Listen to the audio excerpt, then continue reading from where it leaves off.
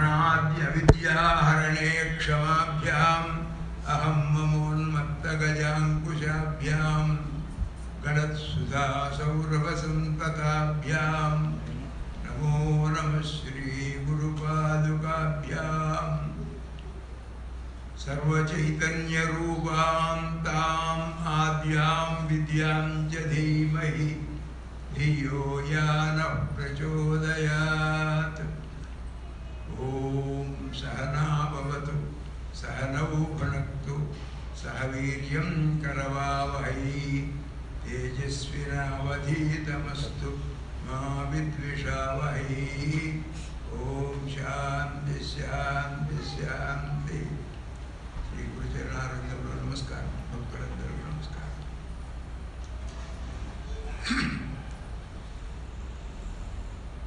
శ్రీ గురుదేవుడి అనుగ్రహంతో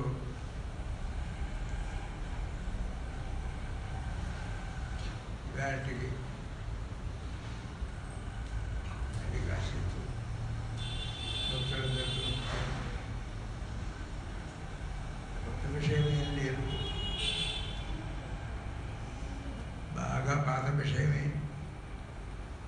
ఎంత పాతదంటే అనాదిగా ఉన్నటువంటిది, అంతం లేనటువంటిది, నిత్య సత్యమైనటువంటిది, అందరూ అస్తమానం అనుభవిస్తున్నటువంటిదే, కానీ మాటి మాటికి మర్చిపోతున్నటువంటిది. మనకు తెలియంది ఏం లేదు, వాస్తవానికి తెలిసిందే కానీ గుర్తుండదు. ఆ గుర్తుండబోడంలో కూడా ఆ గుర్తుండబోడే బోర్డు గుర్తుండే అవధానాలు చేసేవాళ్ళు ఉన్నారు, అష్టావధానం శతావధానం సహస్రావధానాలు చేసేవాళ్ళు ఉన్నారు. ఎన్నో గుర్తుంటాయి, అసలు పాయింట్ గుర్తుండదు. ఇప్పటిదాకా పాడారుగా, సృష్టిలో అందాలన్నీ చూడాలి, శబ్దాలన్నీ విడాలి, అన్నీ చూస్తున్నామని చూడటా. అందుకే అని ఒక మాట ఉంది అక్కడ వెనకాల, ఎందుకు అది మర్చిపోతాం.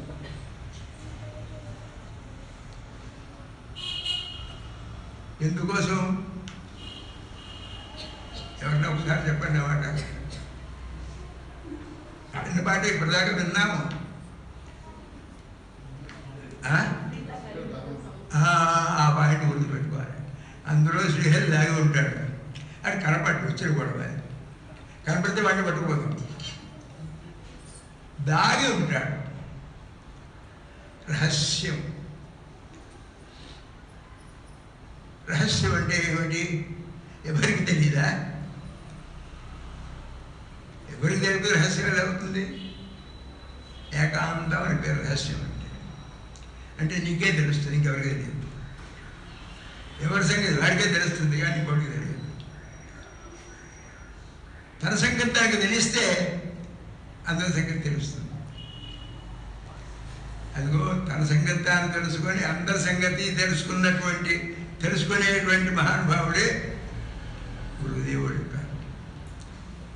అందరూ దేవుళ్ళే, నువ్వు దేవుడివే, మనం ఏం దెయ్యాలంగా. మళ్ళీ మాట్లాడితే దేవుడున్నా దెయ్యమన్నా కూడా అంటే దేవుడు రెండు లేవు. సంస్కృతంలో దేవుడు అన్నారు, తెలుగులో దయ్యము అన్నారు. ప్రకృతి వికృతులు క్లాసులో చిన్నప్పుడు నేర్చుకున్నవి దేవుడు దయ్యము వేరే కాదు, వాస్తవానికి వేరే లేదు. జీవుడు దేవుడు, జీవుడు వేరు దేవుడు వేరు కాదు. కానీ మనం దేవుడు వేరు. ఎక్కడ ఉంటాడంటే ఇంకో కొంతమంది ఉంటారు, వాళ్ళు చెప్తారు సాత్వ ఆస్మానంలో ఉంటాడని చెప్తుంటారు. మహమ్మదీయుడు ఏడుగా ఆకాశంలో ఉంటాడు. ఆకాశంలో కూడా పడుతున్నారుగా, ఆకాశం తీసుకురా లేవు. కానీ ఆ ఆకాశం ఎక్కడి నుంచి వచ్చింది? ఆత్మని ఆకాశ సంభూత. ఈ ఆకాశం కూడా పుట్టింది. ఎక్కడ పుట్టిందంటే ఆత్మలో పుట్టింది అని శాతం చెప్తుంది. మన శాస్త్రం చెప్తూనే ఉంటారు. ఆత్మని ఆకాశ సంభూత. ఆకాశాత్ వాయువు, ఈ పంచభూతాలని ఆకాశం నుంచి వరుసగా వస్తున్నాయి కదా. మరి ఆకాశం ఎక్కడి నుంచి వచ్చింది అంటే ఆత్మలో నుంచి వచ్చింది. ఆత్మ అంటే ఏమిటి? ఆత్మ అంటే మనకు తెలుగులో చెప్తే తాను, నేను అని చెప్తూ ఉంటాను. ఈ నేనేది అది ఎక్కడుంది? ఎక్కడ లేదన్నా చెప్పండి ఎవరన్నా. నేను అనేది ఎవరికన్నా లేకుండా నేను నేను అనేటువంటి వాడు ఎవరన్నా ఉన్నారా? అంటే మరి ఆత్మ అంటే పెరిగిపోవడం ఏముంది? కానీ ఇగో ఇప్పుడు చెప్పే పాడినట్టుగానే శబ్దాలు, రూపాలు, వాసనలు ఇవన్నీ చూస్తూ ఉంటాం. అందులో దాగి ఉన్నటువంటి వస్తువులు ఏదో దాన్ని బట్టి మనం చూడాలి. మనకి శరీరం ఇన్ని ఇంద్రియాలు ఉన్నాయి, ఇన్నింటితో వ్యవహారం చేస్తున్నాం, ఎన్నింటిలో చేస్తుంది మళ్ళీ మనమే చేస్తున్నాం. కానీ నీవెవరు అంటే నీవెవరు ప్రశ్న ఏమిటి? నేనే అంటే నేను ఎవరు నీకేం తెలుసా? నేను నాకు తెలియకూడదు ఏమిటి? తన సంగతి తనకు తెలిస్తే దాని దేవుడు తెరవాడు అని తెలుగులో సామెత ఉంది. తను తాను తెలుసుకుంటే దాని దేవుడు తెరవాడు. దీపం అంటే ప్రకాశం, తెలియటం అంటే జ్ఞానం. ఆ ప్రకాశం సత్య వస్తువుని సరిగా తెలుసుకునేటువంటి ప్రకాశమునికే వేదాంత పరిభాషలో చిత్ అన్నారు. అదే చిన్మయము. ఈ శబ్దాలన్నీ సత్ చిత్ ఆనందము. మొన్న మా సోదరుడు పద్మనాభ శాస్త్రి గారితో సత్ సంగతి చెప్పారు. భూధాతు, భూ అంటే ఏమిటి? చాలా మంచి స్పెషల్ ప్రశ్న. అందరు గుర్తుకోవాలి. సంస్కృతం చదివిన అందరికీ భూసత్తాయాం ఇది తెలుసు. ఏమిటి ఆ సత్తా? అది సరిగా తెలియదు. ఈ సత్తా, సత్ అంటే ఉండుట అని అర్థం. ఈ ఉండుటలోంచి భవతి అని వచ్చేప్పటికీ అవుతున్నాడు అనేటువంటి భావన వస్తుంది. ఉన్నాడు, అవుతున్నాడు అని వస్తుంది. ఉండటం నుంచి అవటం వేరే వస్తుంది. మళ్ళీ ఇప్పుడు మనంతా అయినాం. మీరు ఎవరైతే మేమంతా మనుషులు, మనంతా మనుషులు అయినాం. పశువులు కూడా అవుతున్నారు వీళ్ళే. విద్యావిహీన పశువు చెబుతూనే ఉన్నారుగా.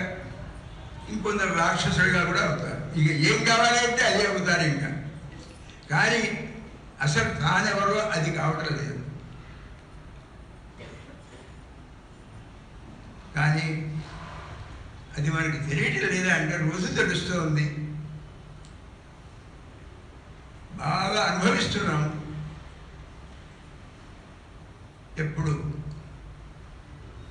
అందరికీ తెలుసు, గాఢ నిద్రలో అనుభవిస్తున్నాం. గాఢ నిద్రలో అనుభవిస్తున్నాడు. ఏం తెలియదు మనకి. గాఢ నిద్రలో మనకేం తెలుస్తుందే? ఏం తెలియట్లేదు. లేవగానే ఎలా ఉందంటే హాయిగా ఉందని చెప్పాడు. ఏం తెలియట్లేదంటే ఒక చెప్తే మళ్ళీ హాయిగా ఉందంటే హాయిగా ఉందని నీకు తెలియలేదా? తెలిసి చెప్తున్నావా? తెలియకుండా అబద్ధాలు చెప్తున్నావా? మరి చూపట్టు సత్యం చెప్తున్నా. హాయిగా, ఎంత హాయిగా, అంత హాయి ఇంకెక్కడా? అవి నిజమేనా? నిజమే. సరే అయితే నువ్వు అంత హాయిని అనుభవించావు కదా, ఎక్కడి నుంచి వచ్చింది ఆ హాయి? ఎవరిచ్చారు? ఏం చేస్తే వచ్చింది? ఈ విషయాన్ని ఎప్పుడున్నా విచారించావా? ఎవరిస్తే వచ్చింది? దేవుడు దండం పెడితే వచ్చిందా? లేదా దుప్పటి కప్పుకుంటే వచ్చిందా? ఏం చేస్తే వచ్చింది? వస్తే నీకెలా? నీకెవరు చెప్పారు? నాకు చెప్పండి, నాకే తెలిసింది. ఆనందం ఎలా ఉంది? హాయిగా ఉంది. ఎక్కడి నుంచి వచ్చింది? ఏం చేస్తే వచ్చింది? ఏం చేసావయ్యా? ఏం చేయలే. మరి ఏం చేయకుండా వచ్చిందా? వచ్చిందా లేదా? వచ్చింది మాట నిజం. ఏం చేసావు? ఏం చేస్తే వచ్చింది? ఏం చేయలే.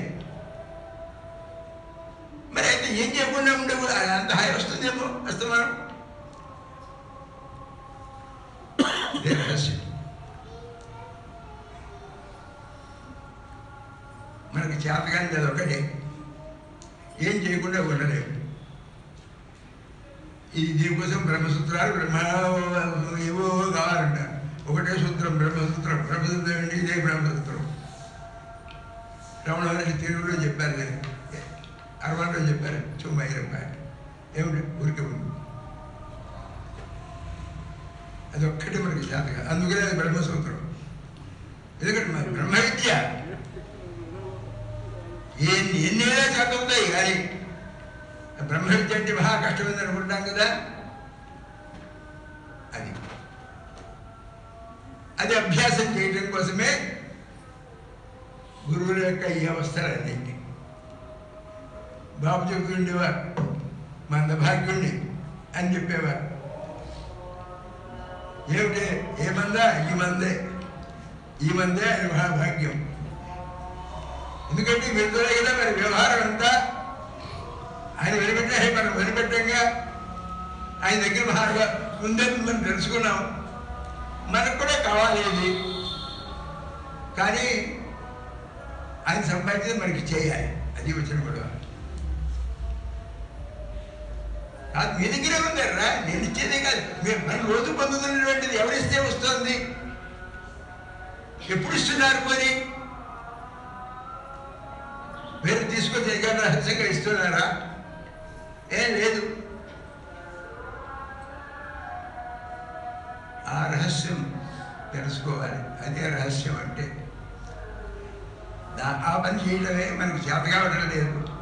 ఎందుకు చేత కావడం లేదంటే ఈ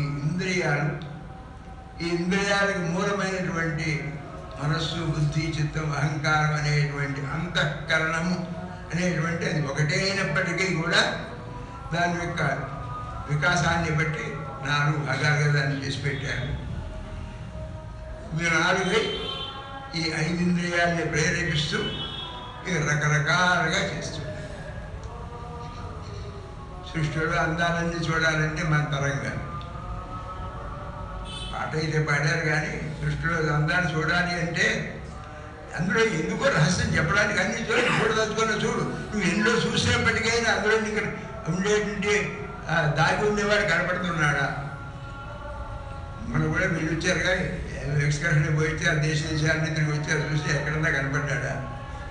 ఈ వెళ్ళి వాళ్ళకి అమెరికాలో కానీ ఆస్ట్రేలియా కానీ ఆఫ్రికాలో కానీ ఎక్కడన్నా, లేదా ఇంకా దేశాలన్నీ తిరిగి వచ్చే వాళ్ళు ఎవరికైనా కనపడతాడా? ఎందుకంటే అది దాగి ఉంటాడు. దాగిన వాడు చూడాలి. ఆ దాగిన వాడిని చూపించేవాడే వాడు కావాలి. రహస్యమైనటువంటి దాన్ని చెప్పేవాడు కావాలి. ఎక్కడుంటాడు? ఎలా తెలియదు? రహస్యంగా ఉండేటువంటి దాన్ని ఎలా తెచ్చుకోవాలి? ఇప్పుడు భూమిలో బంగారు పాత్ర ఉందంటే అది ఉందని తెలియాలి. ఎక్కడుంది, ఎలా తీసుకోవాలి, ఏం చేయాలి, దానికి ఉండేటువంటి కట్టుబాటు దేవుడు అవన్నీ తెలిసి నానావస్థ పడితే కానీ రాదు. మనకు వెంటనే వచ్చేయాలంటే కనిపిస్తుంది. పోనీ ఇందుకోసం పెద్ద కష్టమన్నా పడాలా అంటారంటే ఏమీ కష్టం లేదు. ఒక నయా పైసా ఖర్చు లేదు. ఏమీ శ్రమ పడాల్సింది ఏం లేదు. ఏం చేయాలి? ఊరికే ఉంటుంది. ఇంత తేలికైన పని ఎక్కడైనా ఉందే? ఏ పని చేయాలనే కష్టమే. కానీ ఇంత తేలికైన పని ఇంకేముంది? ఏం చేయాలి? ఏమవుతుంది? ఊరుకు ఎందుకు ఉండలేకపోతున్నాను? నేను కూర్చున్నాను. కూర్చుంటే శరీరం కాకుండా కూర్చుంటుంది. కానీ కొంతసేపు అభ్యాసం చేస్తే మనసు సంచారం చేస్తూనే ఉంటుంది. లోకల దేశాలను తిరిగి వస్తూనే ఉంటుంది. మరి తిరుగుతుంటే దాని ధైర్యంలో రకరకాలైన చెత్త పడుతూనే ఉంటుంది. నీకు శాంతి ఎక్కడి నుంచి వస్తుంది? గాఢ నిద్రలో నీవు ఎలా ఉంటావో నీవు మెలుగుగా ఉండి అలా ఉండాలి. దానికి సమాధి అని పేరు. సమాధి అంటే ఎలా ఉంటుంది అంటే అది అనుభవంతో తెలుసుకోవాల్సింది. కానీ అనుభవం లేని వాడికి కూడా తెలిసేటట్టుగా చెప్పాలి అంటే ఒక్క ఉదాహరణ చెప్పారు. గాఢ నిద్ర ఎలా ఉంటుందో అలా ఉంటుంది. నిద్ర సమాధి స్థితి. పోలిక చెప్పాలి అంటే గాఢ నిద్రలో నువ్వు ఎలా ఉంటావో అలా సమాధిలో నీవు మెలకుగానే ఉంటావు. నిద్రగా నీవు అనుభవిస్తూనే ఉంటావు. గాఢ నిద్రలో మనం అనుభవిస్తున్నా మనకు తెలుస్తున్నప్పటికీ కూడా మనకు మామూలుగా తెలిసేట ప్రజ్ఞ లేదు. మెలకు వస్తే కానీ మనం అనుభవిస్తున్నట్టు మనకు చెప్పలేము. అందుచేత నీవు కావాలని సంకల్పంతో వచ్చేటువంటి సంకల్పాలని ఆపేసి సంకల్పం లేకుండా కనుక నీవు ఉన్నట్లయితే గాఢ నిద్రలో నీవు ఎలా ఉంటావో నీవు అలా ఉంటావో, ఆ ఆనందం వస్తుంది. ఇది అభ్యాసంతో వస్తుంది కానీ ఇంకో మార్గం లేదు. మనకు రాకపోవడానికి కారణం ఏమిటంటే అభ్యాసం లేకపోవడానికి వేరే కారణం ఏం లేదు. వాడికి చదువు వచ్చింది, వీడికి రాలేదంటే అభ్యాసం లేదు. ఆయనకు దౌరాజులు వచ్చింది, నాకు రాలేదంటే కాబట్టి ఆయన అభ్యాసం చేశాడు, నేను చేయలేదు. అంతే. కూర్చోవడం దగ్గర నుంచి మాట్లాడటం దగ్గర నుంచి దేనికైనా సరే అభ్యాసం. కూసు విద్య అంటే కూసు విద్య కాదు, కూర్చు విద్య. అభ్యాసం విద్యను కూరుస్తుంది. Practice makes anybody perfect. సాధనమున పనులు సమకూరు ధరలోన విశ్వదాభిరామిశ్రకర్ర. సాధన చేయాలి. ఆ సాధన చేయడం కోసమై మన చేత సాధన చేయించడం కోసం గురువులు ఎన్ని అవసరపడుతూ ఉంటారో ఆయన చెప్పే దేవుడికి. ఎందుకంటే మనకు ఇంద్రియాలు బలవత్పరమై చపలత్వంతో బాగా అలవాటు పడిపోయింది. ఆ చపలత్వాన్ని తగ్గించడానికి ఇప్పుడు కాస్త కూర్చుంటే కూడా మనం ఎంత కదులుతుంటా చూడండి. కలగకుండా కూర్చున్నాడు ఎవరన్నా ఉన్నారా? కూర్చోడం ధ్యానంలోనే కూర్చోవడం కూర్చోబట్టి ఏదో ఉంటుంది ఇలా అంటాము. అంటే మన ధ్యాస మనస్సు. ధ్యాస అంటే ఏం లేదు, బుద్ధి. ధీ అంటే బుద్ధి. ధీ ఆశ ధ్యాస. బుద్ధి ఉండటం ఎక్కడ ఉంటుంది? దేహం మీద, ఇంద్రియాల మీద ఉంటుంది. వీటి అందుచేత వీటిని నిగ్రహించడం దానికి. అందుకని ఒక టెర్మినాలజీ ఏం చెప్పారు? ఇంద్రియ నిగ్రహము. ఆ ఇంద్రియ నిగ్రహం ఎలా కావాలి అంటే శ్రద్ధావాన్ లభతే. శ్రద్ధ కావాలి. శ్రద్ధ అంటే ఎలా ఉంటుంది అంటే తత్పరః. అందరికీ విషయం తెలిసిందే, కొత్త విషయం ఏం లేదు. నేను మళ్ళీ కశ్యప్ కూర్చొని నేను మాట్లాడుతుంటే నేను కొత్త విషయం ఏం చెప్పట్లేదు. ఇందాక అమ్మ చెప్పానంటే ఎన్నో చెప్పాను, అన్నీ తెలిసిన విషయాలే మళ్ళీ గుర్తు చేసుకోవడం. నాకు పద్ధతి చెప్పండి, నాకు మళ్ళీ కొంచెం గుర్తున్నాయి. తెలుగులో చెప్పిన పాఠాలే నాకు గుర్తున్నాయి. ఎంతకన్నా నాకు కొత్తగా ఇక్కడ నేను పట్టి చేసింది ఏం లేదు. ఉంది, అందరి దగ్గర ఉంది. అది లోపల ఉండిపోయింది, లోపల దాగి ఉన్నాయి. ఆ దాగిన దాన్ని ఒకదానికి నెమ్మదిగా కొంచెం బయటికి పట్టి తీసుకొని మళ్ళీ కొద్దిగా చూస్తుంటే కొంచెం ఏదో ఉన్నట్టుగా ఉంది, మనకు కూడా తెలిసినట్టుగానే ఉన్నది అని తెలుస్తుంది. అవును, చివరికి ఆఖరి అవును అంతా చేస్తే మనకు తెలిసిన సంగతే, కొత్త విషయం ఏం లేదు అని సంగతి తెలుస్తుంది. కానీ మళ్ళీ ఏదో వెళ్ళేప్పటికీ మళ్ళీ మర్చిపోతాం. అంటే ఎందుకని అంటే ఈ విషయాల అలవాటు ఎక్కువ ఉంది మనకి. దీని అలవాటు తక్కువ ఉంది, దీని ప్రాక్టీస్ తక్కువ, దాని ప్రాక్టీస్ ఎక్కువ. అందుచేత ఇప్పుడు మనకే అర్థమయ్యేట్టుగా మామూలుగా ఎవరో తీసుకొచ్చి ఈ విషయాలు చెబితే ఆయన ఏదో వాడు పాట పాడుకుంటున్నారు, వాడికి పని పాట ఏం లేదు, పాడుకుంటున్నారు, ఇది తవరగా వహిస్తూ ఉంటాడు, అందుకని ఏం లేదు అనుకుంటారు. లేదా ప్రసాదాలు ఉంటాయి, బాగుంటాయి అనుకుంటారు. ఎందుకంటే వాళ్ళకి అలవాటు లేదు, బలవంతంగా కూర్చోబెట్టినా కూర్చోలేదు. అందుకని సంస్కారం కావాలి, సాధన కావాలి, దానికోసం సాంగత్యం కావాలి. ప్రధానమైనది సాంగత్యం. అందుకనే సత్సంగం మనకి చెప్పే ప్రధానంగా అదే. ఈ సత్సంగం యొక్క ఫలితం ఏమిటంటే బతుకున్న నాడు ఈ సత్సంగంలో కొట్టుకుంటాం, ఏమి చెప్పుకుంటాం, పాడుకుంటుంటాం, ఉపన్యాసాలు చెప్పుకుంటాం, వింటే బాగుంటాం, మళ్ళీ నేర్చుకుంటాం, ప్రసాదం తింటూ అంటే ఇది కాదు. సత్సంగం యొక్క ప్రయోజనం ఏమిటంటే నిస్సంగానికి రావాలి.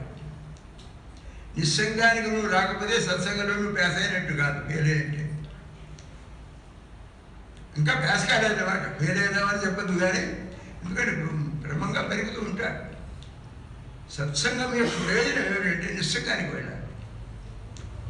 సగుణంలో మనం చేసే సాధన యొక్క ప్రయోజనం ఏమిటంటే నిర్గుణానికి వెళ్ళేట్టుగా ఉండాలి. కొన్ని వస్తువులు మనం అనుభవించేస్తే దాని యొక్క ప్రయోజనం ఏంటంటే ఇంకా నాకు వస్తువులు అనుభవించక్కర్లేదు అనేటువంటి భావన రావాలి. ఇది బాగా గుర్తుపెట్టుకోవాలి. ఎన్నాళ్ళైనా అనుభవిస్తూనే ఉంటాం, కొద్దిగా బాగుంది, భోజనం చేస్తున్నా బాగానే ఉండండి కదా. మనం ఇందాక చెప్పారే 4 వార్నింగ్లు వస్తాయి మనకని, అలాగే మనం కనుక వాటిని వదిలిపెట్టకపోతే భగవంతుడు బలవంతంగా వదిలిపెట్టించేస్తాడు. అదిగో 4 వారికలు మొదటి నుంచి చెప్పేవి. నాకు మరి 85 ఏళ్ళు వచ్చినాయి. ఇంకా నేను 2 సంవత్సరాల్లో పడి కొట్టుకుంటున్నానని చెప్పేమో ఇంకా నెమ్మదిగా చేస్తున్నెవరున్నారు కొండే. ఇక్కడ ఉండేటువంటి వాడిని ఇక్కడ తీసుకొచ్చి ఆశ్రమంలో పడేశారు. ఇంకా అక్కడ కూడా ఇంకా ఏదైనా విషయాల మీదకి మనసు పోతుందేమో అని చెప్పి శరీరం నార్మల్గానే ఉంది. అది నన్ను పెద్ద బాధ పెట్టట్లేదు. కానీ ఏం మామూలు చిన్న చిన్న రోగాలంటే ఊరుకోరని క్యాన్సర్ అన్నారు.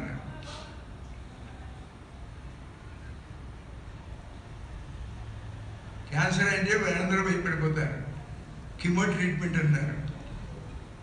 కిమో ట్రీట్మెంట్ 6 సార్లు ఇస్తారు వరుసగా.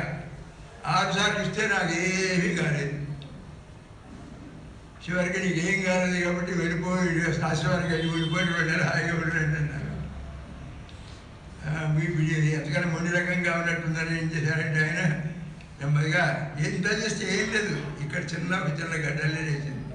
పెళ్లి కడితే పెళ్లిలో ఉండగా ఇది ఎప్పుడూ ఉన్నట్టుగా ఉంది అనిపించింది. అంతకన్నా నాకేం తెలియలేదు.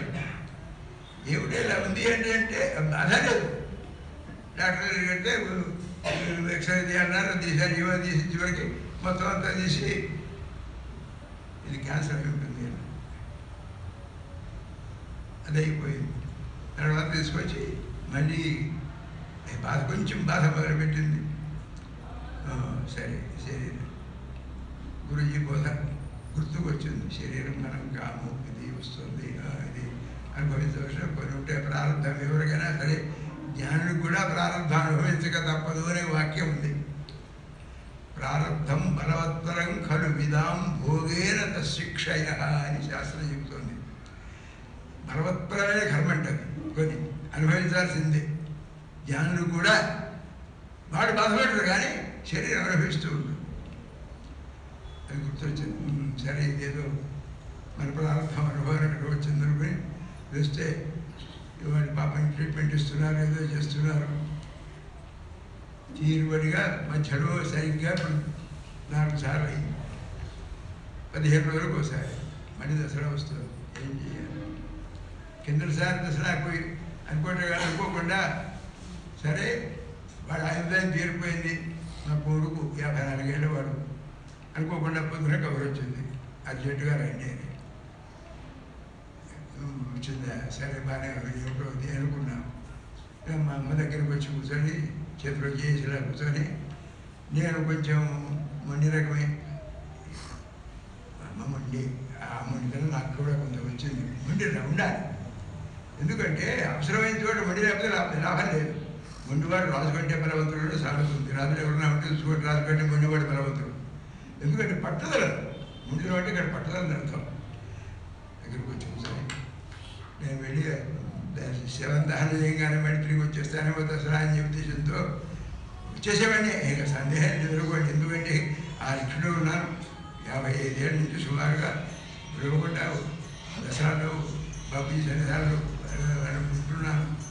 చేత స్థానం దగ్గరకు వచ్చి మీరు వెళ్ళి అక్కడ పని అయిపోయింది, మీరు వెళ్ళి ఇలా చెప్పేశారు ముందే, అక్కడ పని అయిపోయింది, మీరు వెళ్ళి అక్కడ పనులన్నీ ముగించుకొని తర్వాత రండి అంటే దసరాకైనా ఇప్పుడు రాబోద్దని. ఆ 1 సంవత్సరమే నేను దసరాలో గ్రహించాను. అయితే నాకు చెప్తాను.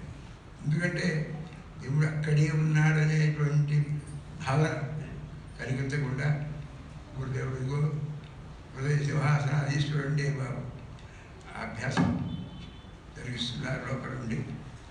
హృదయ బాబే, అందరికీ హృదయ బాబే మనం గుర్తుపెట్టుకోవాలి.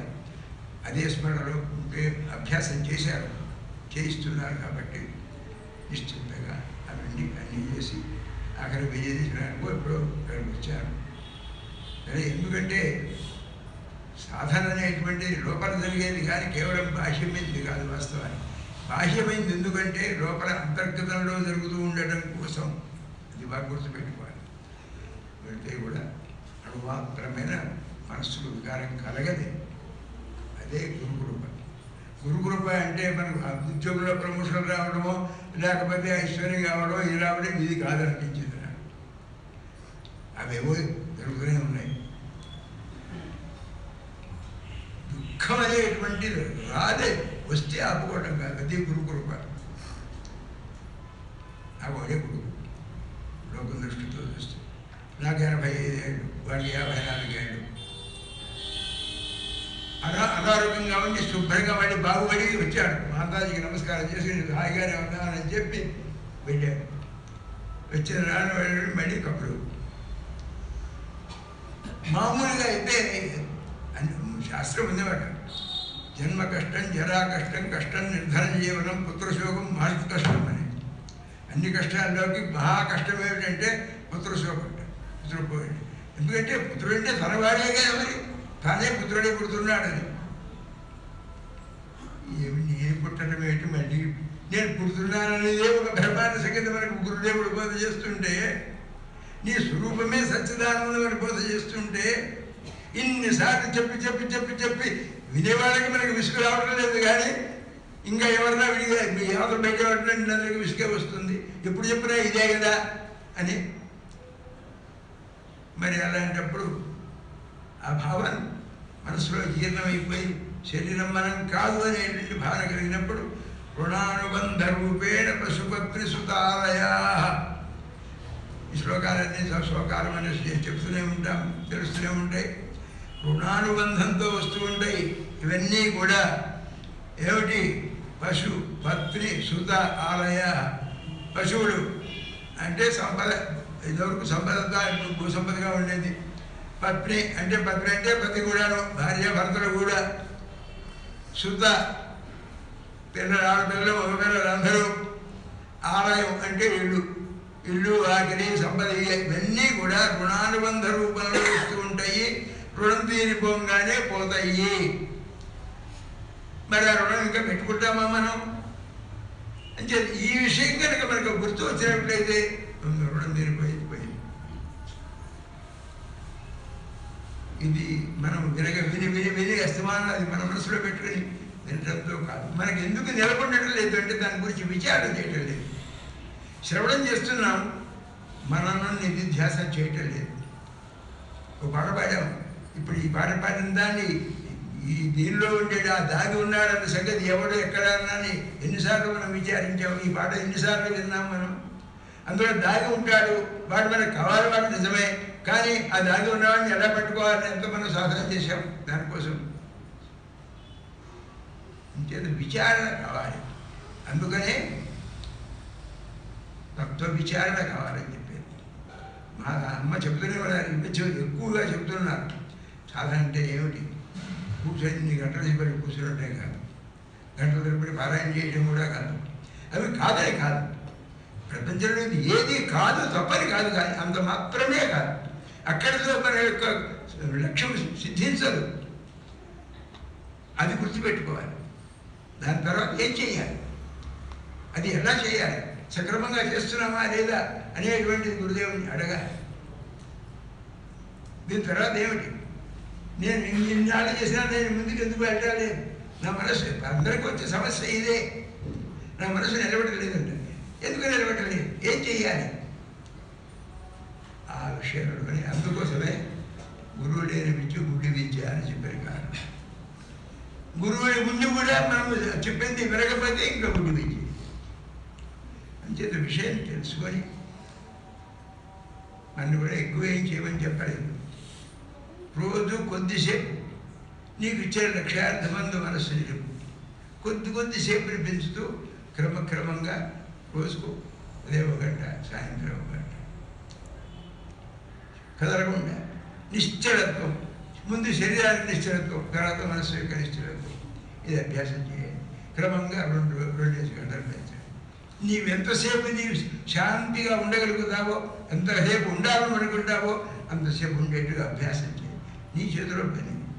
ఇది ఎవరిది వారు సంపాదించేవారు కానీ ఇంకోరు ఎవరో ఇస్తే వచ్చేటువంటిది కాదు. ₹1 అయ్యొచ్చు కానీ ఈ శాంతిని ఒకరిని ఇంకోరికి ఇవ్వడం కష్టం. అయితే ఒక్క గురుదేవుడు మటుకు సాధ్యం. ఎందుకంటే వారి మనస్సు లక్షణం ఏమిటో తెలుసుకొని మనస్సంతా కాస్మిక్ మైండ్, ఒకటే మైండ్. మనం విడివిడిగా వెళ్ళిపోయినప్పటికీ ఎవరినైనా సరే.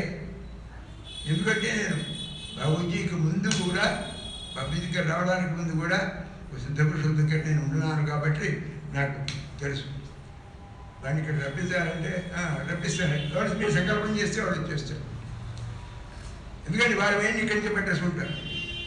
మనం టెలిగ్రామ్ ఇస్తే ఇప్పుడు ఇచ్చేందుకు మనకు మనుషులు రావడానికి ఎలా మనం చేస్తున్నామో వాడు టెలిగ్రామ్ ఎక్కర్లే, టెలిపతి వాడికి అంటే సంకల్పంతో వస్తుంది. అది ఆ శక్తులన్నీ వాడి సాధనలు వచ్చేవి. అవన్నీ చాలా చిన్న చిన్న శక్తుల కింద చెప్తారు. వాడి జ్ఞానం కాదు. అది జ్ఞాన సాధనలో ఏకాగ్రతలో వచ్చేటువంటి మానసిక శక్తులే ఇవన్నీ. కానీ వీటన్నిటికి మూలం ఏంటంటే మనస్సు యొక్క ఏకాగ్రత. ఆ ఏకాగ్రత సంపాదించుకోవడం కోసం ఒక లక్ష్యార్థం అనేది మనకిస్తారు గురుదేవుడు. లక్ష్యార్థం అంటే అక్కడ మనస్సు దాని ఎందే నిలుపుట, ఇంకో దాని మీద పోకుండా ఉండటం. దానిలోనే ఉంది, అదే నీలో ఉన్నది. ఆ హృదయభావం అక్కడే ఉండాలి. అందుకనే గురుదేవుడు ఇచ్చిన లక్ష్యార్థము గురుదేవుడు ఒకటే అని చెప్పేది. ఆ లక్ష్యార్థాన్ని నీవు చూసేదల్లా అదే ఉంది, నీవు చూసేదల్లా నీవే. ఎందుకంటే నువ్వు చూసేది ఎక్కడికి కనపడుతోంది? నీకు నీలోంచే కనపడుతుంది. అంటే నీవు చూసేది నీ భావన ఏది ఉందో కనపడటం అందరికీ తిరిగానే కనపడదు. ఒకటి మంచిగా కనపడుతుంది, ఒకటి చెడ్డగా కనపడుతుంది. అది మంచిగా చెడ్డ అంటే వీడికి మంచి, వాడికి చెడ్డ అంటే ఏమిటి? దేన్ని బట్టి? నేను చూసే బట్టి. అంచేత నీ ఆ లక్ష్యాన్ని కనుక నీ తెలుసుకుంటే ఏం చూస్తుంది? అంత ఇదంతా బాబు స్వరూపమే అనే భావన మనం అంటున్నాం. కానీ ఇది బాబుగా మనం భావన చేస్తున్నామా గట్టిగా? ఆ భావన కనుక మనం గట్టిగా చేసి అభ్యాసం కనుక చేస్తే అలాగే మీకు ఏం కావాలో జరుగుతుంది. ముందు భావన కావాలి. దానికి అక్కడే విశ్వాసం అనేది ప్రధానంగా చెప్పారు. ఆ విశ్వాసాన్ని మనం పెట్టుకుంటే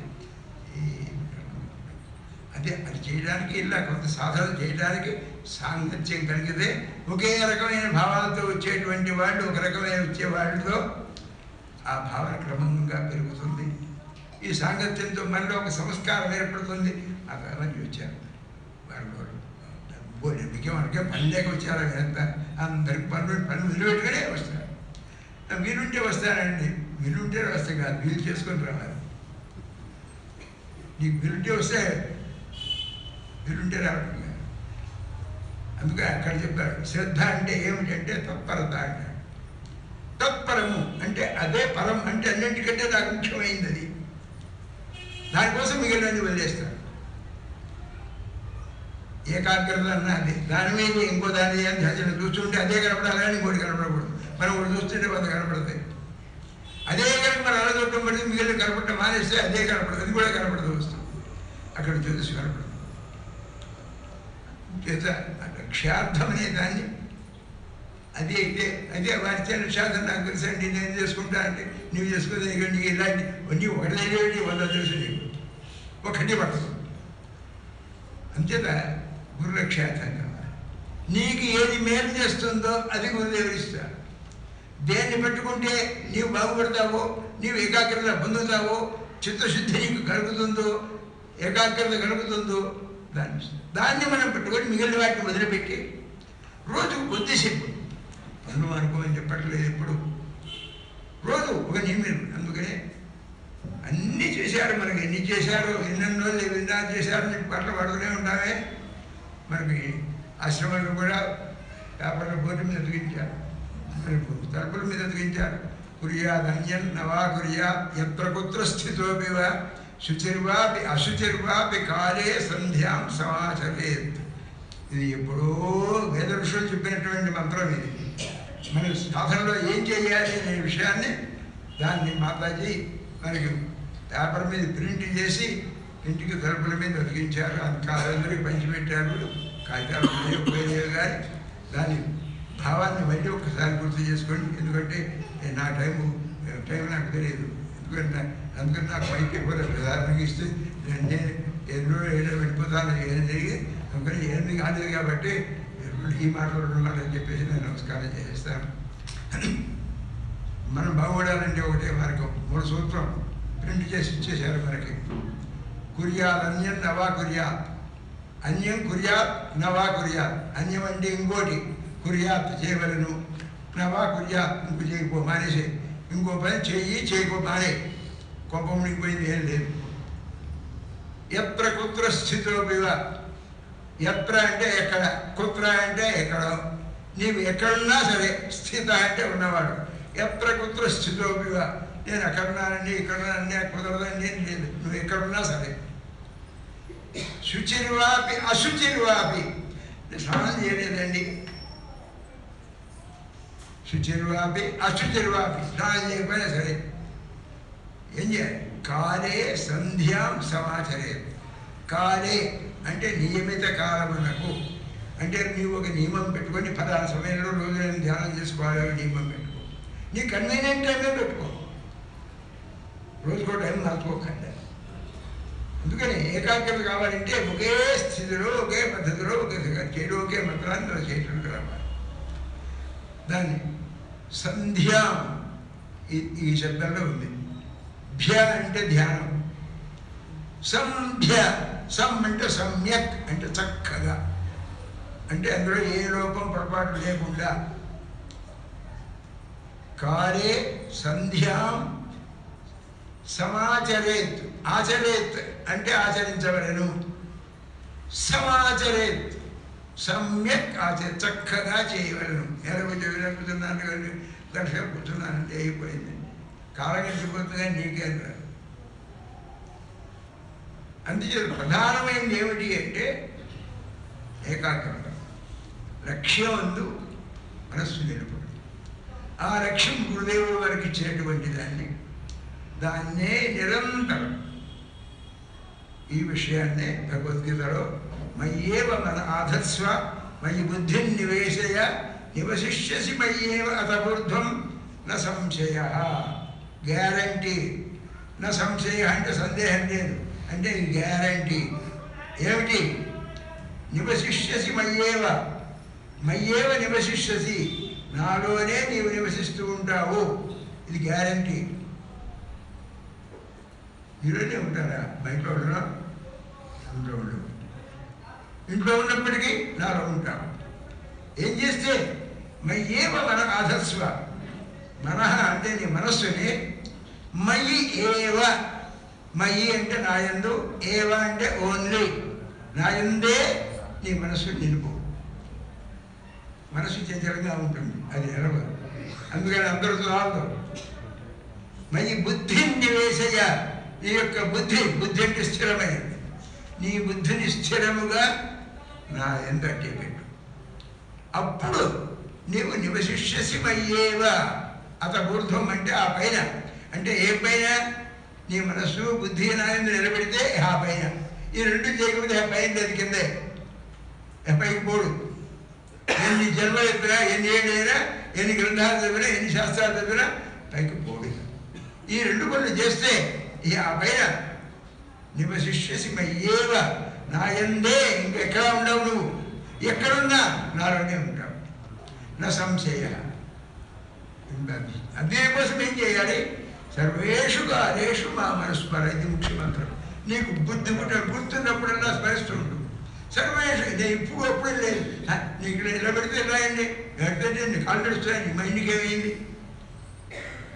అందుకని ఎప్పుడు నిరంతర స్మరణ చేతి గుర్తుపెట్టుకుని, లక్ష్యార్థాన్ని గుర్తుపెట్టుకుంటే మనం శాంతిగా ఉంటాం. గురుకుల చేత నేను దాన్ని చెప్పకూడదు, కానీ ఇందాక చెప్పాడు, ఆ శాంతిగా హాయిగా నిశ్చింతగా ఏ చీకు చింత లేకుండా గురుకృప చేత ఉన్నాను. కాదు కానీ ఆ గురుదేవుడికి అనుగ్రహించు, శాంతిగా ప్రశాంతిగా ఉన్నాను. ఆహారం కూడా ఏమో ఖరీదు, ఇంకా కలిగి తినలేదని దిగులు లేదు, కావాలని ధ్యాస లేదు, శాంతిగా ఉన్నాను. ఇక్కడ రాగానే ఇంకా ఎక్కడికి వచ్చా ఇక్కడికే సంతోషం, ఎక్కడికక్కడికే సంతోషం. అంటే జయ సద్గురు మహారాజ్.